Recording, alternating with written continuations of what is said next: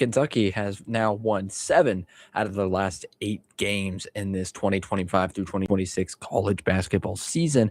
Now, if you haven't been following along, their season did not start off as many expected with this $22 million roster coming off a Sweet 16 appearance. But ever since the latter half of conference play has begun, in these last 8 or 9 games, Kentucky home last Saturday, I think you all saw it pretty much. They went on the road to Fayetteville, Arkansas, and beat one of the best teams in the conference in their home arena. And then today, as I will react, they come home into what some were calling a trap game against the Oklahoma Sooners, a sneaky team, and they take care of business quite dominantly. This Kentucky team, there you can't say that much more about them.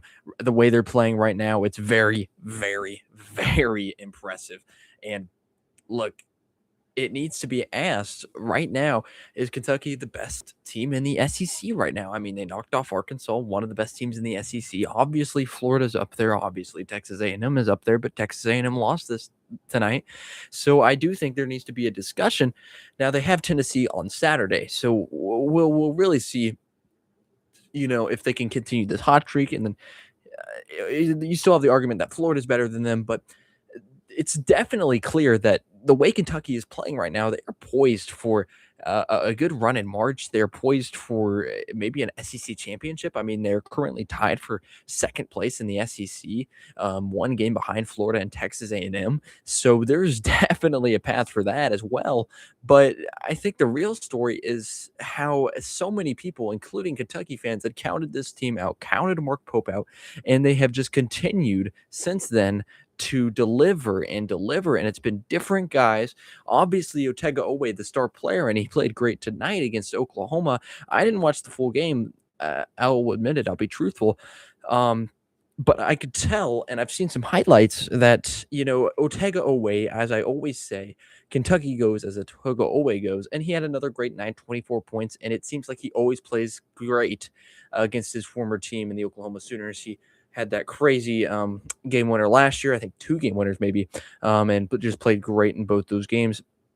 And then today, 24 points, 3 rebounds, and 3 assists. So another great day against Oklahoma for Otega Owe. But the story for this game was Brandon Garrison, who just scored 20 points, 11 rebounds, gets a double-double, and he is a guy that Kentucky really hasn't gotten too much production in the offensive end from this year, but man, oh man, was he just, lighting it up today. And at the end of the game, he got himself a last-minute dunk. Mark Pope uh, uh, like aggressively apologizes to Porter Moser, but did not like that one, but he got himself a 20 bomb, and much credit to him. Colin Chandler, another guy who's been turning it on for Kentucky, and they're going to need every single one of these guys. But as we are seeing conference play progress, we are starting to see teams, kind of come alive. And I think where we're seeing, maybe some teams, uh, I don't know how to say this, going farther away from the pack as far as like the better side of the SEC. Obviously, there's a lot of people tied. There's a lot of teams that are close, but we starting to see teams, kind of fizzle that way. And a lot of these teams, the thing they have in common is that they'll have a lot of production that can give you similar results. And what I mean by that is when you have I mean depth. So like when Kentucky, in moments in this game, when they need a spark, or when things aren't going as well, or just people are just getting tired, they have other guys they can lean on. And today was one of those days where Kentucky just had a great performance from about every player. Jasper Johnson, 5 points. Malachi Moreno, 3 points, but he's great on the defensive end. And Elaborating had himself an 8-point game. Modi Abate played well. Yelovich played great as well. I mean, this is a well-rounded Kentucky team, and although it did not look like it in the beginning of the season, they are finding their own. They are going to places that in playing in ways that could take them far in March, assuming they make it, which is looking very, very, very, very likely right now. But just a great win for Kentucky against Oklahoma. Like, guys, I can't stress to you enough. Coming off that Arkansas win, just a huge win. Everyone's telling you you're the best. You're great, and you come back home, and then you get to play at home against your rival in Tennessee, and it's going to be a great game. We all know it. And you come into this game against Oklahoma, and you handle business. Now, yeah, it was the score says it was like a close game, but Kentucky controlled this game throughout. Let's be quite. Kentucky is a team that I think when they're playing their best can be the best team in the conference and can make a deep run in March. And guys, this is a Kentucky team that's injured. They don't have Jalen Lowe. They don't have Jaden Quintus. Now I don't know if Jaden Quintus is going to come back, and they don't have whatever. I can't Cam Catchings. I can't think of his name, but I think that's it. They are missing a lot of production, and it's unprecedented. And to think just a week ago when they went to Vanderbilt and got absolutely the brakes blown off of them, and we were saying, is Mark Pope built for this Kentucky job? Is this team even going to make the tournament? And now they're looking at just a whole different perspective. It's crazy the kind of roller coaster seasons you can have, roller coaster week by weeks you can have in the SEC, but that is just how it is. Kentucky improves to 16-7 on the year. And look, title of the video is Kentucky the best team in the SEC? Well, it's tough to say. It's tough to say because there is a team in Florida that is elite, and Tennessee is hot right now. Or great to beat them, so you can't really say that Arkansas is better than them. Texas A&M as well. So it's hard to say, but I don't think it's crazy to say at all that when Kentucky is firing on all cylinders, which they have been more often than not recently.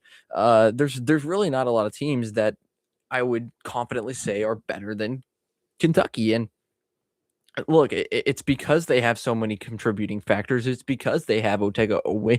My only concern for Kentucky is consistency. Now, they have been more consistent recently outside of that outlier in the Vanderbilt game, but my concern is consistency because like I said, it feels like as this team goes, as Otega Oweh goes, what if Otega always has an off night?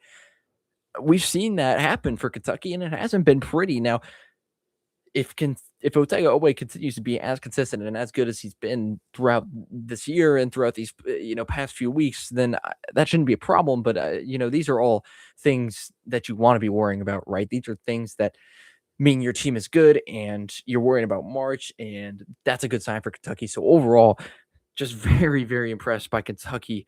And I'm like, OU's not a bad team. They've really, really been close with a lot of great teams. They've blown a lot of leads.